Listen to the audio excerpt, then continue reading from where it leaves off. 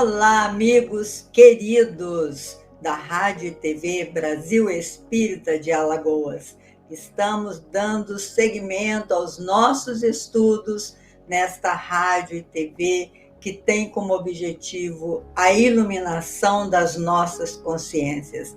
É Jesus, meus irmãos, mexendo com as nossas emoções, e hoje nós vamos ver um assunto, aliás, todo assunto é maravilhoso, né? Mas eu vou chamar o André e a Mari para a gente começar os nossos trabalhos com muita alegria no coração, convidando você e todos os seus familiares, porque o nosso programa é produzido para sensibilizar o seu coração, chamando para Jesus. Vamos lá. Vamos lá, André. Bom, gente, mais uma vez, boa noite a todos, boa noite, Leila, boa noite, Mari. É sempre uma alegria, uma oportunidade única da gente sentar, dar uma paradinha para conversar sobre Jesus, refletir sobre as suas lições, sobre todo esse conjunto de ensinamentos que ele nos trouxe que tanto nos liberta. Então, mais uma vez, nesta noite, vamos pensar e refletir passagens significativas do nosso mestre. Tá certo, Mari? Boa noite, Leila. Boa noite, André. Boa noite a todos que nos ouvem neste instante. O nosso abraço carinhoso, sintam-se abraçados e vamos ao nosso estudo. Vamos lá, Leila? Podemos iniciar aqui as nossas tratativas? Vamos lá, André, você é nosso chefe. Não. O chefe é o mestre, né? A gente aqui é só a gente vai estudando devagarinho aqui, vai tateando, né? E tentando descortinar tantas mensagens que ele nos trouxe. Na noite de hoje, a nossa proposta é para falarmos sobre a vida futura. De introdução sobre esse tema, existe um aspecto com relação à vida futura que ele eu poderia dizer assim, tem um caráter quase que universal. É possível identificar, na grande maioria das religiões, o entendimento, a aceitação de que após a vida, passado o período em que a pessoa está aqui na Terra, quando vem a morte, no nosso caso, né, o desencarne, existe um conceito, um entendimento quase que universal de que permanece um elemento que é pensante, um elemento que guarda uma individualidade, suas características e que ele tem continuidade. Bom, só isso já seria para todos nós um grande alento. A questão, e talvez hoje a gente aqui estudando o Espiritismo tenha a oportunidade de avançar e questionar e falar sobre esses pontos de maneira muito aberta, muito simples, sem medo, sem qualquer tipo de constrangimento. Mas a questão é o que cada religião entende como esta alma, como este espírito, como este elemento, ele vai permanecer após a vida. Algumas religiões vão tratar de uma determinada forma, outras vão dizer que vai para cá, vai para lá, e todas elas, pelo menos, e isso é muito importante em termos de humanidade, dão um determinado tratamento. Pois bem, com a vinda do Cristo, e especialmente nos momentos finais, não apenas, mas também nos momentos finais, ele reforça da vida futura. Então, hoje, vamos conversar, vamos falar, vamos refletir sobre a vida futura. Né?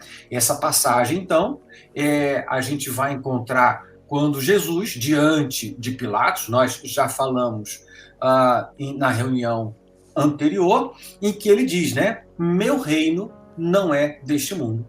Então ele, ao mesmo tempo, diz que tem um reino, não é deste mundo, e que lá ele vai continuar. Então, vamos lá? Vamos tentar ver se a gente consegue ir para perto de Jesus nesse reino? Vamos lá. Diga, Mari, como é que vai ser essa ida, essa expectativa dessa vida futura? Tudo vai depender, André, né? Esta vida futura, ela é ansiosamente esperada por todos aqueles que acreditam que nós somos muito mais do que apenas um conjunto de moléculas que se agregam, que se estruturam e que dão forma a um corpo que nós conhecemos muito bem, que é o corpo físico. Então, todos aqueles que creem que há algo além dessa estrutura orgânica, eles ficam imaginando, né, como será esta vida após você abandonar esse complexo orgânico. E essa vida futura, ela dependerá muito de decisões e de escolhas que se faça enquanto estivermos vinculados a este corpo físico. Para nós, da doutrina espírita, as decisões tomadas, as atitudes, elas vão influenciar no nosso retorno a esta outra vida. E até porque, pelo que aprendemos com a fala de Jesus, esta outra vida é a vida verdadeira. Esta vida que nós temos agora, anexado este princípio a um conjunto orgânico, é apenas uma passagem. Então, nós estamos aqui momentaneamente de passagem para voltarmos à nossa vida verdadeira. E aí a gente lembra dessa fala de Jesus que você, André, citou, de que meu reino não é deste mundo. Ou seja, eu entendo que ele se referia ao mundo da matéria, ao mundo físico, dizendo, apontando, a verdadeira vida é a vida futura. E é para ela que nós temos que mirar o nosso olhar. Nós temos que olhar para lá, sem deixar de estar aqui, mas olhando à frente, que é a vida futura. Eu queria ter uma visão assim mais artística, Leila. Como é que é a sua visão assim das artes, de como as coisas vão se apresentar nessa vida futura? Olha, interessante que a vida futura é o eixo, como diz Emmanuel, do ensino de Jesus. Se não houvesse uma continuidade da vida, não tinha sentido o mestre vir aqui, né? Ter aquela trabalheira toda para falar de uma vida que nos aguarda, não só aqui, mas em múltiplas dimensões, né?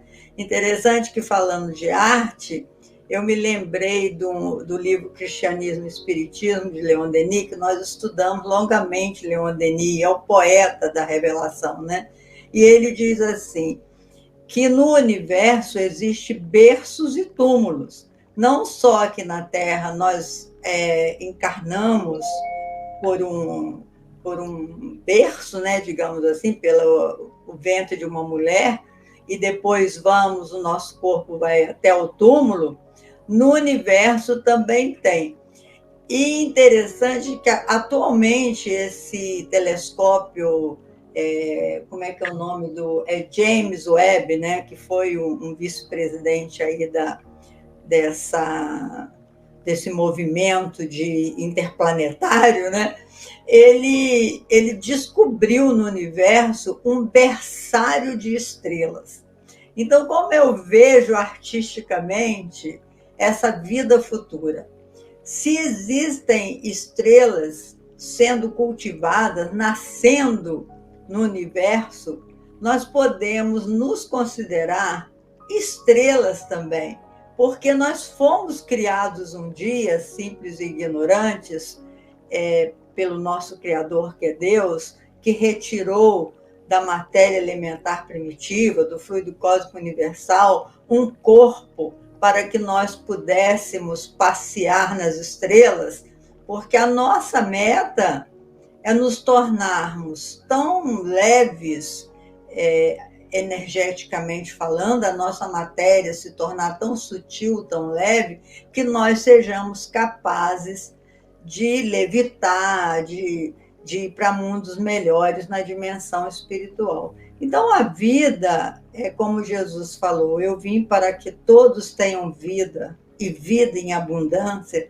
Então, a vida, ela é abundante, não só aqui na nossa natureza, que é o que a gente pode apreciar mais de perto, mas agora com esses telescópios fantásticos, a gente pode olhar para o céu, né, e namorar também as estrelas, porque de lá que nós viemos, porque nós não estamos na nossa primeira encarnação. Como é que a gente pode afirmar que esta não é a nossa primeira reencarnação? Porque nós trazemos uma bagagem imensa no nosso psiquismo. Ainda que a gente passe pelo esquecimento, nós, através dos nossos impulsos, a gente pode perceber as diferenças de conquistas que cada individualidade tem.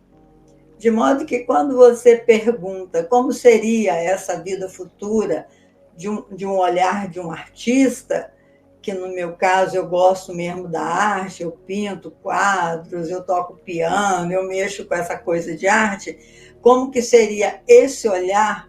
Esse olhar é lindo demais, que quando a gente lê Camille Flammarion, que ele fala das cores que existem no universo, cores que a gente nem tem como definir, né? De tão bonito que é as combinações das criações de Deus, mas nem precisa a gente visualizar só o universo, só de olhar ao nosso redor. Aqui, por exemplo, no condomínio, tem uma árvore que ela cai uma flor e ela cai em pé, ela cai e senta-se na grama. Então, de repente, quando chega a época do outono, que elas começam a cair para vir as frutas, né? Elas caem e borda toda a grama com aquelas flores amarelas de miolo vermelho. E aí eu me lembro de Jesus dizendo, nem Salomão, com toda a sua glória, se vestiu como lírios dos campos, porque realmente é de tanta beleza que a gente não pode sequer imaginar a quantidade, a diversidade de cores que haverá de ter nas múltiplas moradas que nos aguardam na vida futura. Nossa, sensacional. Eu penso que esse olhar é um olhar importante, principalmente porque quando se fala das questões da vida futura, dois aspectos são muito significativos para nós que estamos encarnados. O primeiro, obviamente, o momento propriamente da passagem.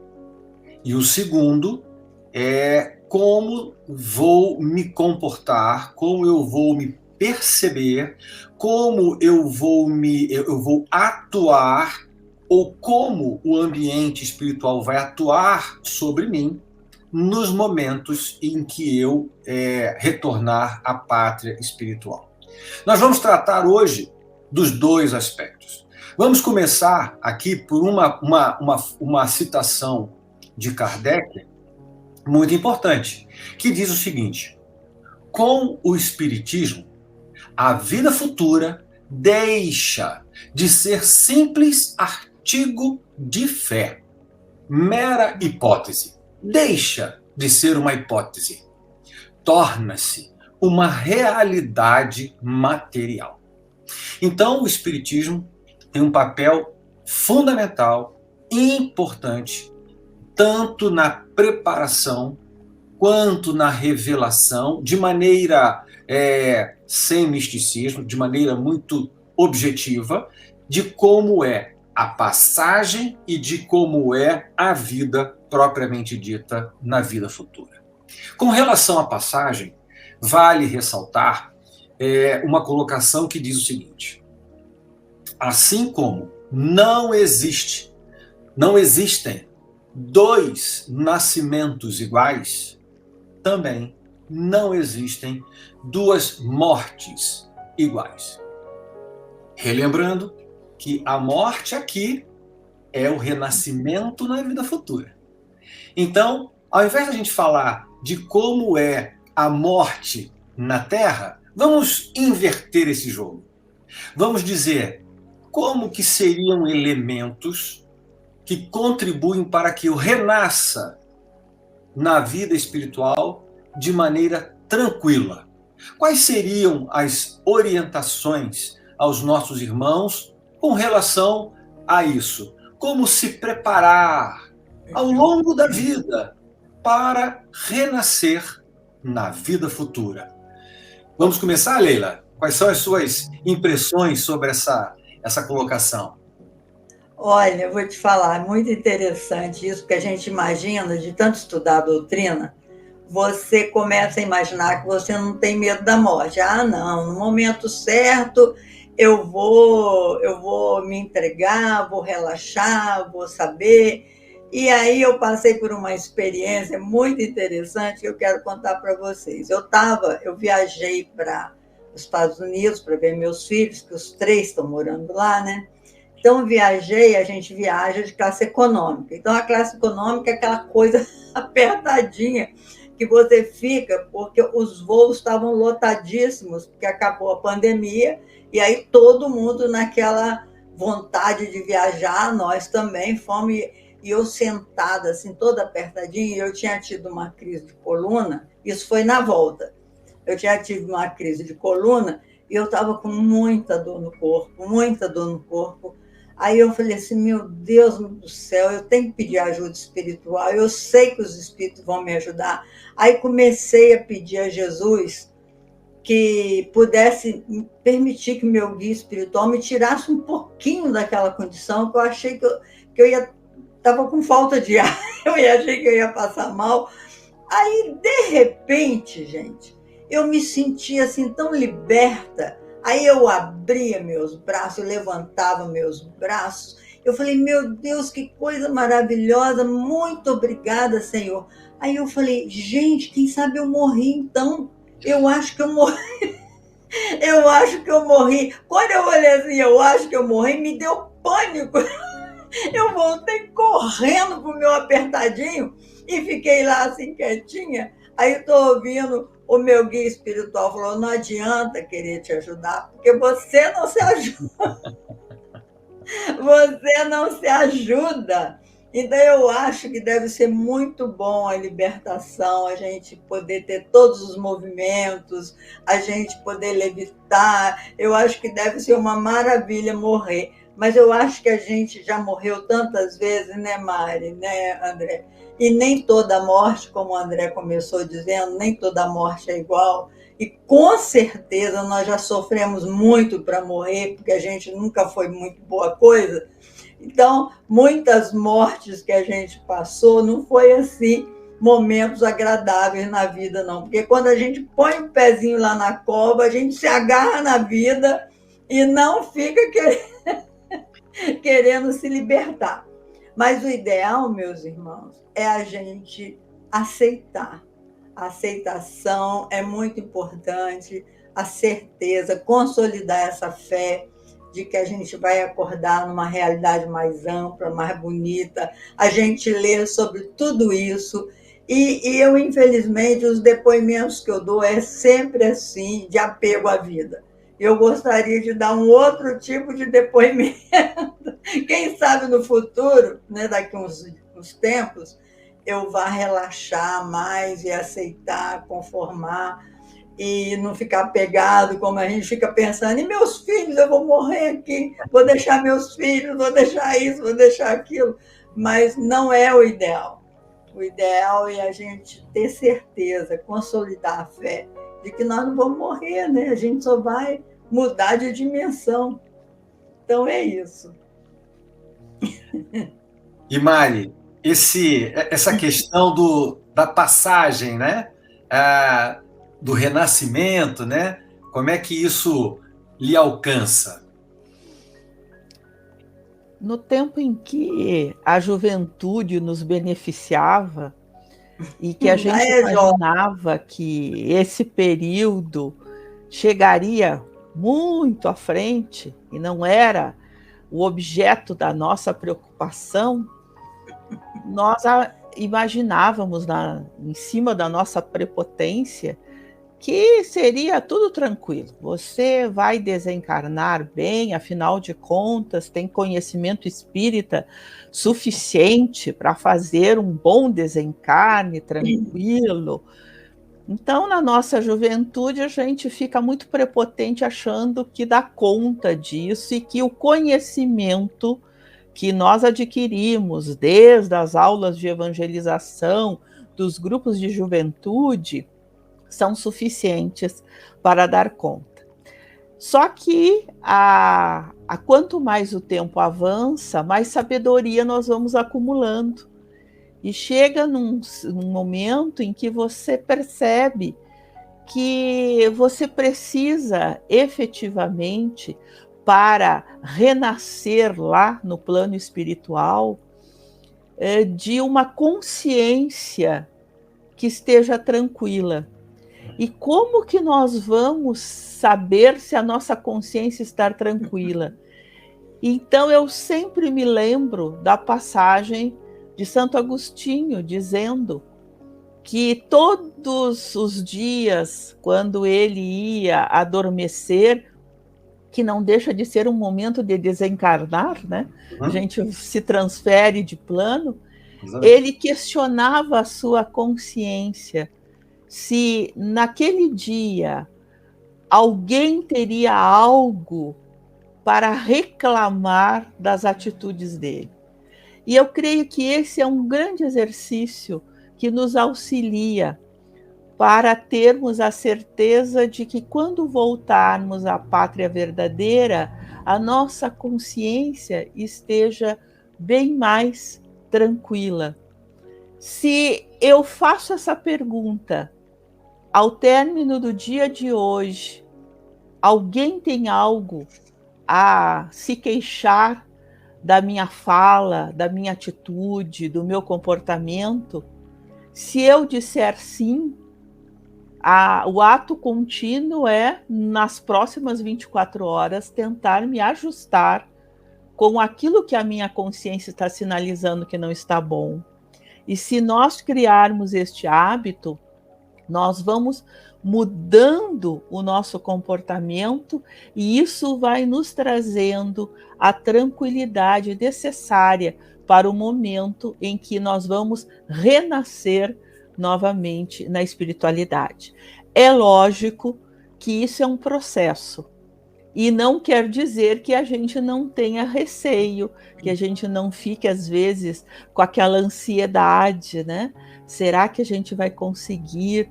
Será que realmente eu já tenho condições de fazer uma passagem tranquila? Nós certamente teremos alguns percalços neste momento de abandonar a vida no plano físico, porque geralmente nós pensamos que nem a Leila e a maioria das pessoas, os nossos afetos, os nossos amores que estão ficando, e muitas vezes a gente pensa, né, de uma forma ainda muito egocentrista, como que eles vão dar conta sem estarmos com eles, parecendo que, né, se nós não estivermos juntos, eles não seguem o seu caminho. Mas, certamente, uma consciência tranquila nos ajuda a fazer essa passagem, essa transferência de forma mais suave. Sensacional. Eu penso que seria até na minha opinião, uma falta de caridade religiosa dizer que as pessoas precisam treinar ou se preparar para o momento do desencarne. Seria grosseiro, a meu ver, uma conduta como essa. No entanto, convidar as pessoas à autoanálise, ao estudo, à reflexão, ela é muito importante. Da mesma forma que nós comentamos que não existem duas passagens iguais, há que se lembrar de que a característica, o formato, os acontecimentos mais tranquilo, um pouco mais agitado deste desencarne, temos que lembrar que ele é, na grande maioria das vezes, absolutamente ajustado ao conjunto de aprendizagens que precisamos desenvolver até o último suspiro. Daí decorre algo muito importante, de que, ora, se passamos a vida, como a Leila acabou de relatar, acompanhados pelos nossos amigos espirituais, neste momento também ali estaremos abraçados, amparados. Então, o sentimento, a reflexão, a certeza de que em todos os momentos, inclusive nesses, não estamos sozinhos, a mim causa um grande conforto. Um grande conforto. Saber que eu tenho que buscar, na medida da minha consciência, do meu entendimento, tirar proveito de tudo o que está acontecendo, muda a perspectiva e faz com que eu tente identificar sentimentos, alegrias, angústias, saudades, né? Até no minuto final. Então, tudo faz parte desta grande trajetória que tem um planejamento, mesmo que não seja um planejamento assinado por nós, mas tem sim uma preparação, planejamento encarnatório orientado por espíritos de altíssima responsabilidade. E nesses atos, nesses acontecimentos finais, ali também teremos coisas para aprender. Então, basicamente, eu penso que é continuar com a atitude de fé, com a atitude de manter a ligação, buscar a ligação no mais alto. É óbvio que podem acontecer situações agitadas, mas se eu, ao longo da minha vida, me preparar, inclusive para os momentos agitados, penso eu que eu estarei mais propício, mais adaptado a essa relação. Só para vocês terem uma ideia, vocês sabem, eu sou aviador, e o aviador, ele tem 3 tipos, vou botar aqui a mão aqui para aparecer direitinho, 3 tipos de procedimentos na condução do avião. Procedimentos normais, aquilo que você faz normalmente. Procedimentos de emergência, então você está preparado para uma emergência. E procedimentos eventuais, coisas que acontecem eventualmente. Então o piloto tem que estar sempre olhando, preparado para tudo isso. Então eu imagino que, na medida do possível, se eu estiver olhando as situações emergenciais, mas eu estiver entendendo os mecanismos, mais facilmente eu consigo passar pela turbulência e recobrar o equilíbrio necessário para a jornada. Tá certo? Então, eu vejo que esse momento delicado, único, particular, ele também é grandioso. Ele traz uma grande oportunidade e que ele seja muito tranquilo naquilo que eu consegui manter a tranquilidade. Mas já vou abrir a segunda parte da nossa discussão, tá certo? Já vou avançar, aqui a gente não fica parado não, né? Eu vou entrar aqui chamando a Leila para uma frase que diz assim, Leila: viver aqui pensando lá, vivendo lá pensando aqui. A minha pergunta: que tipo de reflexão, comportamento, atitude é interessante eu desenvolver para a vida futura sem um exagero de ficar, não, porque quando eu estiver lá, não. Coisas que naturalmente eu possa desenvolver agora, adquirindo, que vão me ajudar ou vão me iluminar caminhos na vida futura. Pois é, estar no momento presente é a melhor sabedoria que a gente pode alcançar, né? Porque normalmente nós não temos uma disciplina no nosso pensamento. O pensamento, meus irmãos, é tudo. Você conseguir focar o seu pensamento em coisas boas, focar nas próprias conquistas, nas conquistas dos filhos, no positivismo, na coisa boa, isso é um treinamento que exige de cada um de nós essa vontade. Leon Denis diz que a vontade é uma energia tão poderosa. Segundo Leon Denis, é uma energia mais poderosa do que a bomba atômica, a nossa vontade. A vontade é que nos caracteriza como filhos de Deus. Então, às vezes, você se deixa levar, porque nós somos pura energia.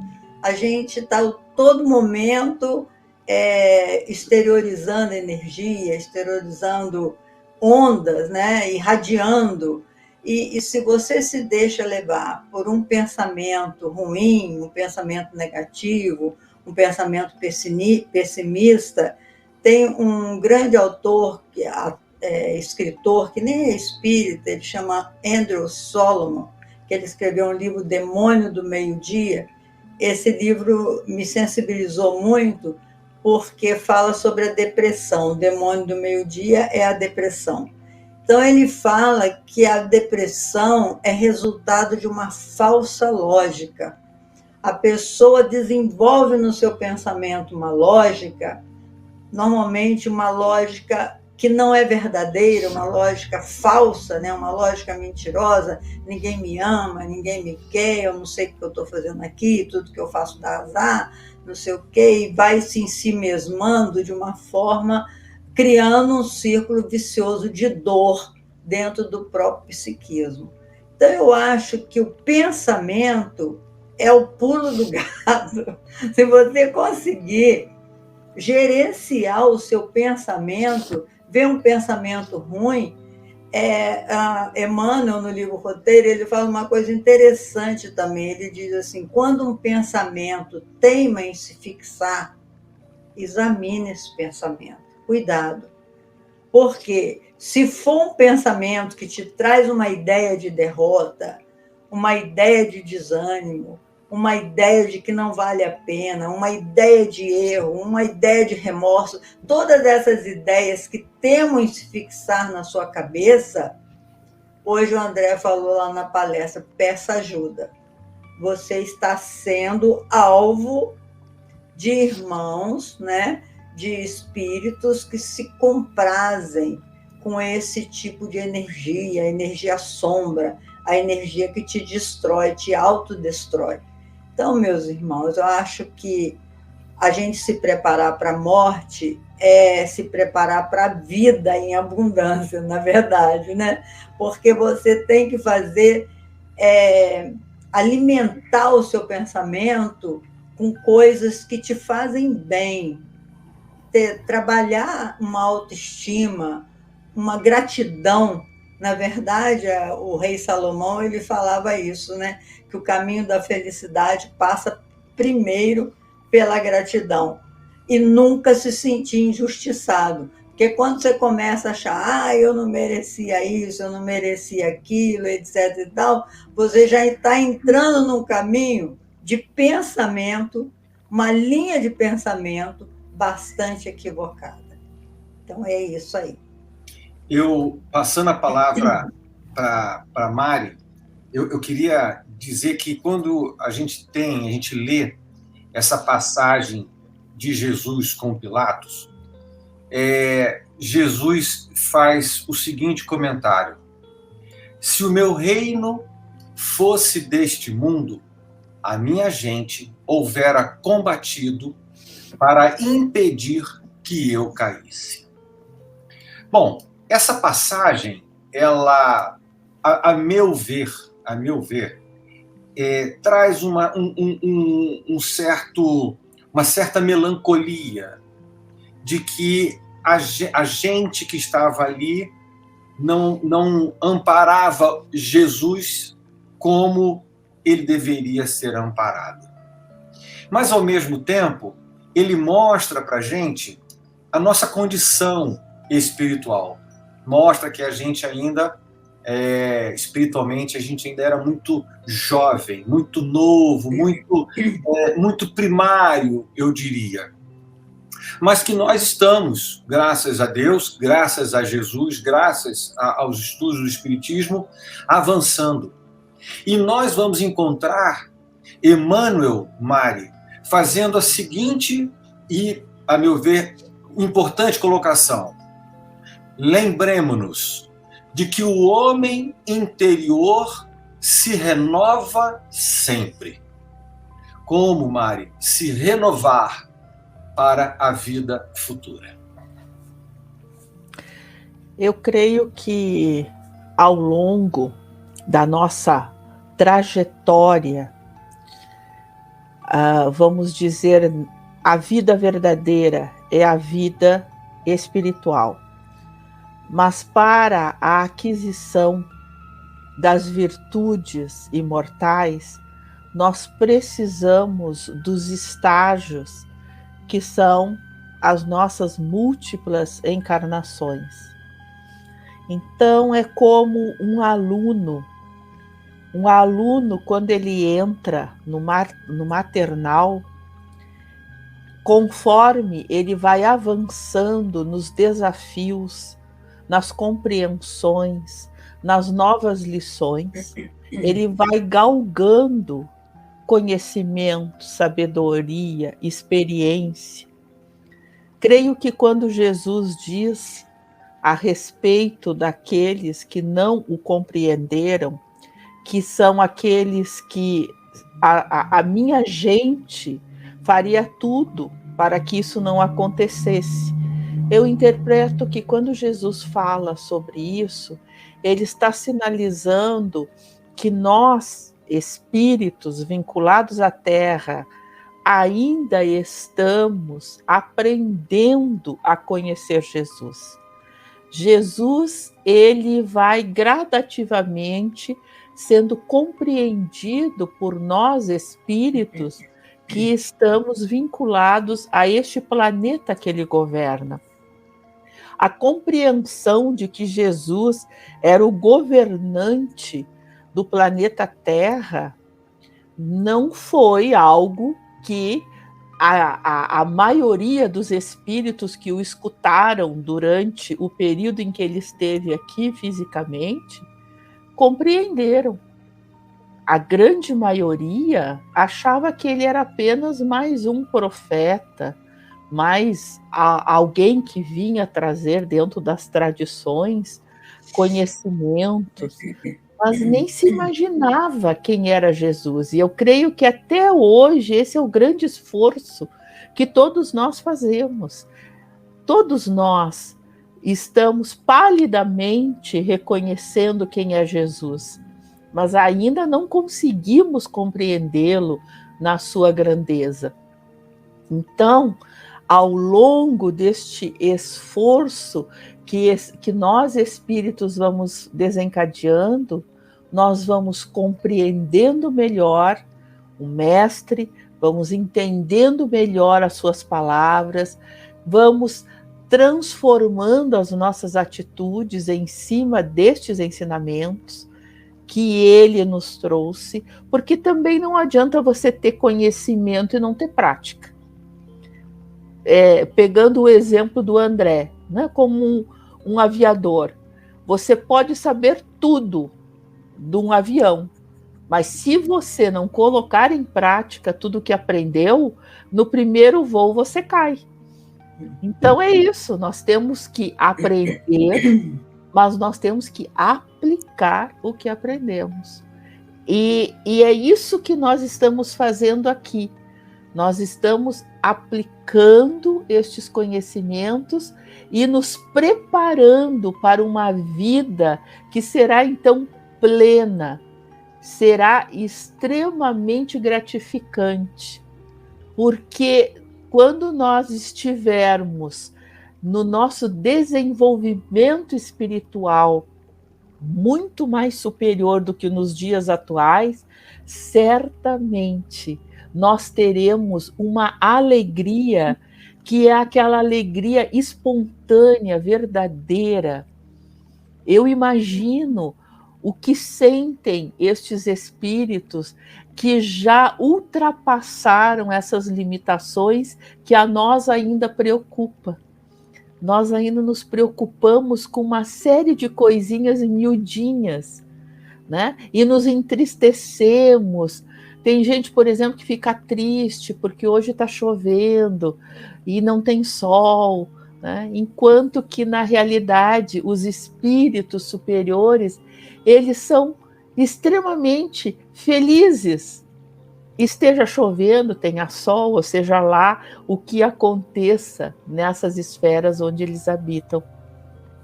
E é essa satisfação.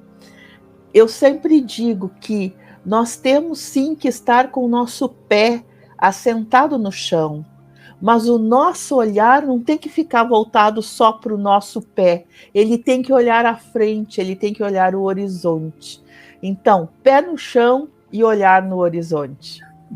Eu vou pegar aqui, Mário, quando você fala do olhar no horizonte, eu acredito que exatamente esta percepção invadiu Kardec na organização deste capítulo Meu Reino Não É Deste Mundo.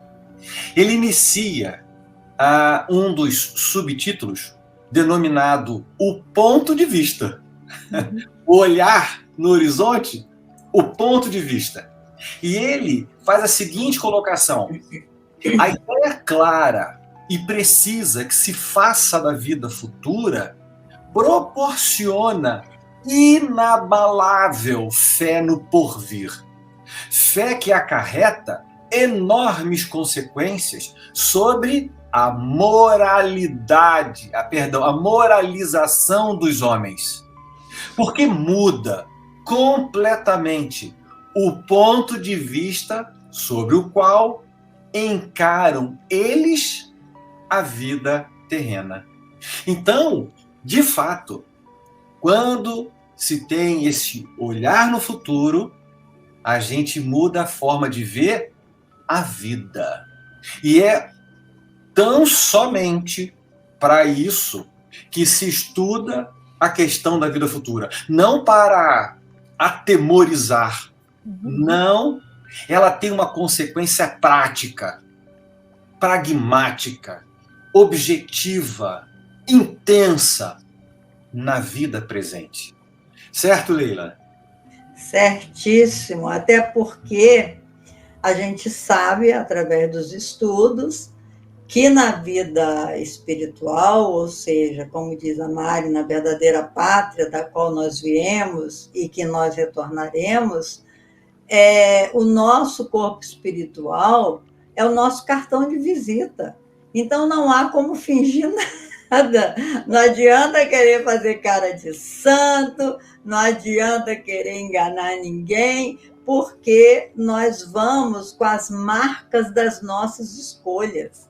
Então, assim, não precisa ter medo da morte, a gente tem que viver bem a vida para chegar um pouquinho mais iluminado na outra dimensão, né? Kardec fala que morrer é como sair do fundo do oceano e olhar o sol, olhar o céu. Ele dá essa definição, mostrando a beleza que é a gente acordar naquela dimensão maior da vida.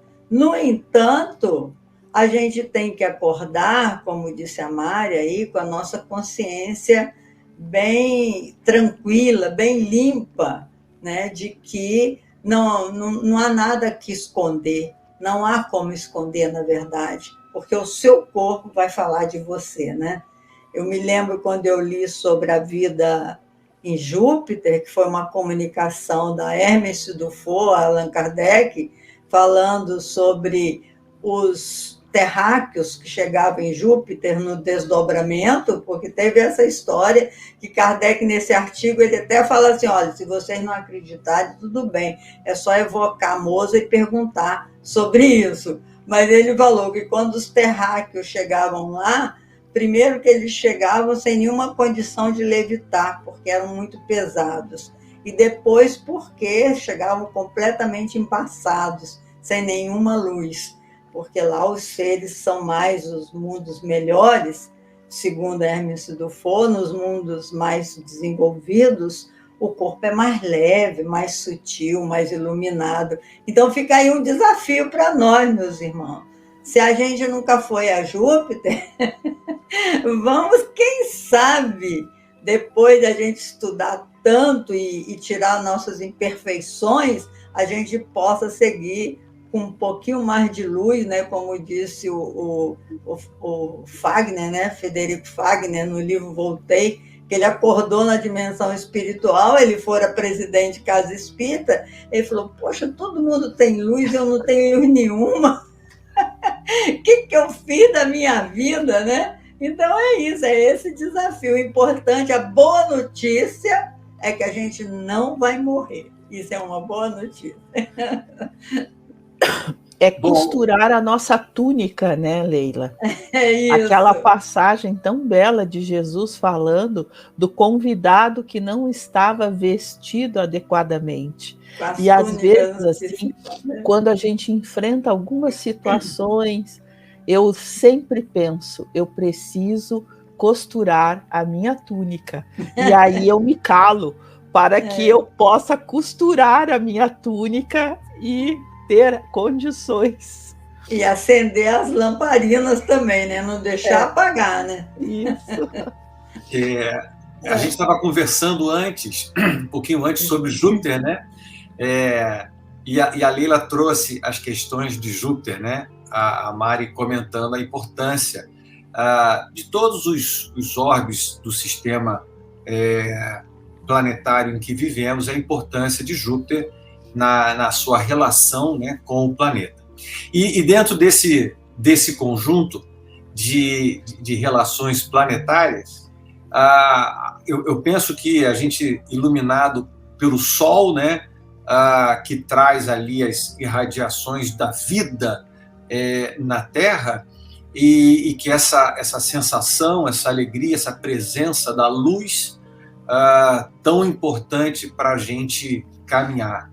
Então, quando eu vejo preparar a túnica, preparar a luminosidade interna, né, é todo um trabalho que exige de nós essa consciência, e o Espiritismo vem nesta iluminação de consciências, mostrando que agora nós vamos viver a vida na Terra, mas cultivando os valores da vida futura, da vida imortal, eterno. Só o Pai, nós espíritos somos imortais.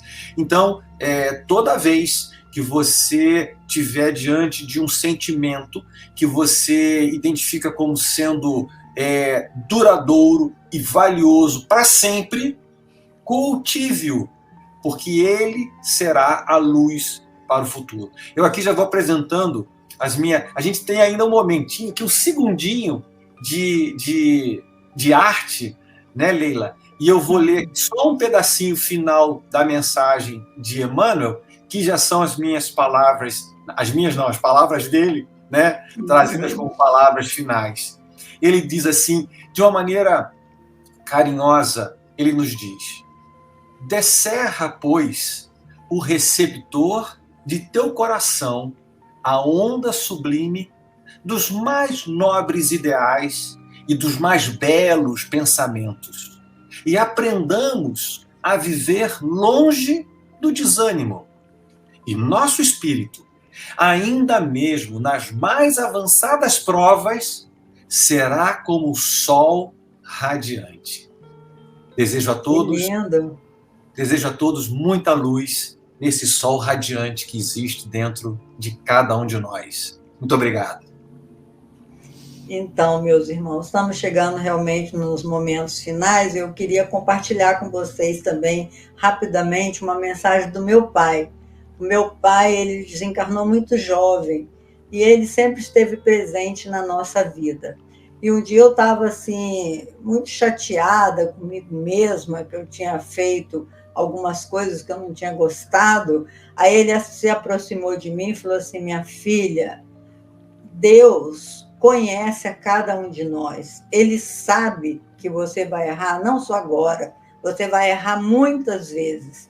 No entanto, ele sabe também e espera que você seja capaz de levantar e dar a volta por cima. Então, é assim, é tão generoso os espíritos ao dizerem para a gente que nós não somos pessoas más, nós somos ignorantes. Ignorante no sentido de ignorar.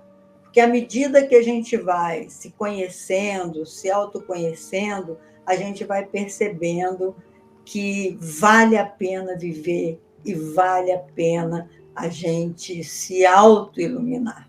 Brilha a vossa luz, disse Jesus. Muito obrigado. E até o nosso próximo encontro. Se Deus quiser, passa a palavra para a Mari também se despedir. É essa passagem tão bonita quando Jesus diz que nós somos luz. Às vezes a gente é apenas um pirilampo, mas o pirilampo também ilumina uma noite escura. Um dia seremos um sol de grandeza infinita, mas do pirilampo até o sol nós temos que fazer a nossa parte. Então, que nós possamos seguir os espíritos que nos antecederam e que nos deixaram tantos exemplos e que carinhosamente nos envolvem e nos ajudam. Eles não poderão fazer o caminho por nós, mas como um atleta numa maratona corre sozinho, dependendo do seu esforço, e nós, na plateia, estamos sempre incentivando, mais um pouquinho, vamos lá, você consegue. Estes espíritos iluminados fazem isso, são a plateia que nos acompanham e nos incentivam. E cabe a nós seguirmos em frente. Muita paz.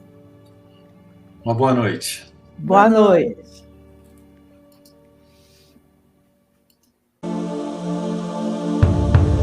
Você está na primeira Web Rádio Espírita de Alagoas. Iluminando consciências. Rádio Brasil Espírita.